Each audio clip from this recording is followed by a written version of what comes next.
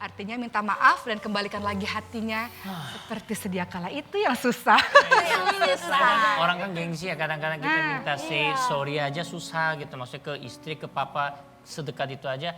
Pak, istriku sorry ya, itu susah bang, gengsi saya kan. Ya gitu. Curhat. Oh enggak, dulu Mungkin jadi. belajarnya dari sekarang ini karena kita udah tahu nih ya belajarnya. Kalau saya alhamdulillah kalau di rumah itu setiap hari melakukan sebelum tidur itu minta maaf. Minta maaf. Karena Bagus, ketika kita mau keren. tidur besok kita akankah kembali ke dunia ini atau tidak Nggak kan ada kita yang nggak tahu tahu. ya, Madam. Jadi saya selalu maaf lahir batin sama maafin ya Pak, Keren, maafin Masya baru kita Allah. tidur. Dan memaafkan orang lain nggak? Pasti. Nah itu ciri penghuni surga. Ya Allah. Jadi, Ya Allah. Amin. iya. Masuk surga inget sama aku ya kak. Masuk surga inget sama aku ya kak. Jadi itu pernah terjadi di zaman Rasulullah. Jadi Rasul sedang berkumpul dengan para sahabat, Rasul bilang itu laki-laki penghuni surga. Kemudian besok harinya Rasul bilang lagi itu penghuni surga. Hari ketiga Rasul bilang lagi itu penghuni surga. Sahabat tuh penasaran siapa sih dia? Apa sih amalannya sampai Rasul mengatakan dia kok penghuni surga? Akhirnya salah satu sahabat mengikuti laki-laki itu, dilihat lagi nginep di rumah laki-laki itu. Biasa aja ya, sholat 5 waktu, ibadah-ibadah yang wajib-wajib saja. Gak ada yang spesial, gak ada yang sangat hebat. Namun ternyata ketika ditanya apa sih amalanmu sehingga engkau disebut oleh Rasulullah sebagai seorang penghuni surga. Sebelum tidur aku bersihkan hatiku, aku maafin semua orang, aku minta maaf kepada semua orang. Hatiku bersih, hatiku tenang, aku tidur dengan baik, besok aku bisa bekerja, melakukan aktivitas dengan baik. Jadi membersihkan hati, memaafkan orang lain, minta maaf sama orang lain itu dilakukan oleh orang tersebut sehingga Rasul katakan dia adalah penghuni surga. Amin ya Allah. Aku dulu pernah nanya sama Ustadz, tapi saya pernah dosa ya Ustadz sama orang tersebut saya tahu. Saya mau minta maaf tapi saya udah bener-bener nggak tahu, nggak bener-bener lost contact lah, intinya udah diusahakan semaksimal mungkin. Pas kita ngangkat doa kita minta minta tolong sama Allah, ya Allah ampuni dosa-dosa saya dan ampuni dosa-dosa orang-orang yang memiliki hak maaf atas saya. Gitu. Jadi kita nggak ketemu orang itu, kita belum memaafkan dia, kita maafin itu buat nutupin supaya kalau kita juga punya salah sama orang, insya Allah juga dihilangin sama Setuju. Allah. Jadi buat para mantan-mantanku yang pernah tersakiti. Tapi nggak apa-apa, madam. Bener, kita harus melakukan, Ya, nggak apa-apa. saya sudah maafkan kalian ya. Oh, maafkan ya, maafkan. Ya. Zalimi ya. Besok kita ada kesempatan ya. Mantannya banyak ya? Banyak. Jangan salah. Kepada mantan-mantan saya. Ada berapa kalau boleh tahu, Madam? Yang Berapa itu? aduh, Ada aja. ratusan. Oke. Nggak apa-apa kali minta ucapin makasih sama mantan karena kan kita jadi belajar banyak gara-gara perlakuan buruk mantan terhadap. Dengerin. Kadang-kadang ya kita harus tahu rasanya sedih dulu, baru kita tahu rasanya bahagia.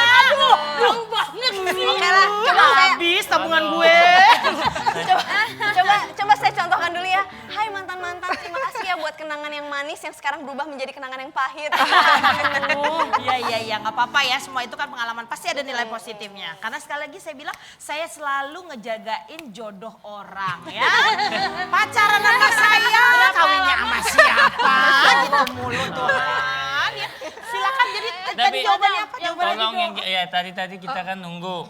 Udah tanya banyak ya, tetap Iya. kita harus tanya nih. Gimana cara cepat dapat jodoh? Oke, cara mendapatkan jodoh bagaimana? Cara untuk mendapatkan jodoh untuk para jomblo dimanapun kalian berada, Jomblowers. jomblowers, Loh, kenapa ibu-ibu tenang yang saja. 50.000 tahun sebelum kita diciptakan ke muka bumi ini Allah sudah takdirkan siapa jodoh kita.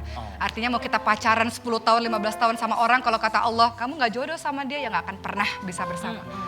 Dan kalau seandainya kita ada di sini, jodoh kita ada di ujung dunia misalnya, ketika Allah takdirkan memang sekarang sudah waktunya, jadi akan tetap bertemu. Jadi nggak usah risau soal jodoh sebenarnya itu, yakin aja.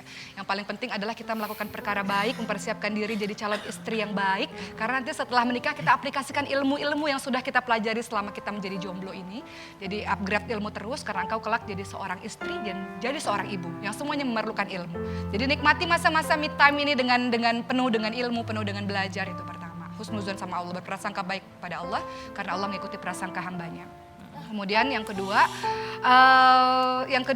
seorang ayah punya kewajiban tentu saja, wali dari wali memiliki kewajiban untuk mencarikan yang kira-kira baik untuk anaknya. Jadi jangan buru-buru ditolak kalau ada orang yang mau menjodoh-jodohkan kita atau mau memperkenalkan kita. Jangan keburu suuzon. Nggak ada salahnya kok kita berteman gitu ya.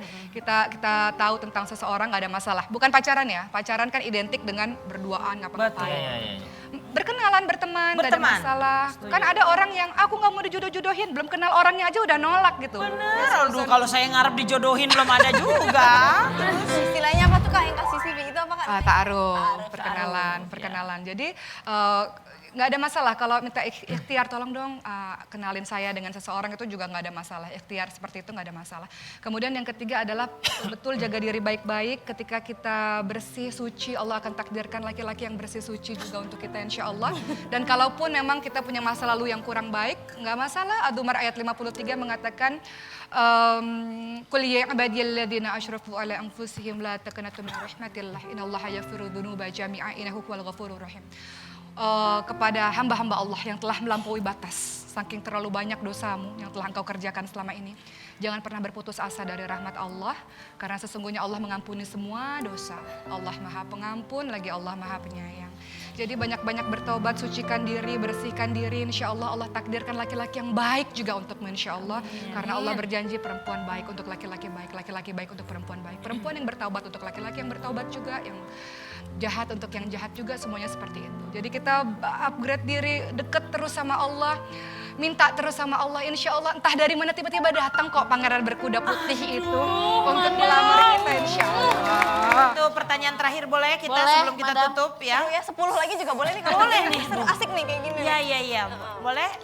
Bentar ya Madam, saya agak buta warna. Pengen nyari yang warna apa sih? Ini pink. Kuning. Hitam dong itu. Ah Madam, Madam aja nih yang nanya. Kok saya lah? Cocok banget sama Madam nih. Ini kira-kira Nggak. apa ini? Kira-kira apa nih? Ini maaf Madam. Enggak nih apaan sih ngerjain deh, males deh ah. Coba Madam baca. Bukan. Jeng jeng.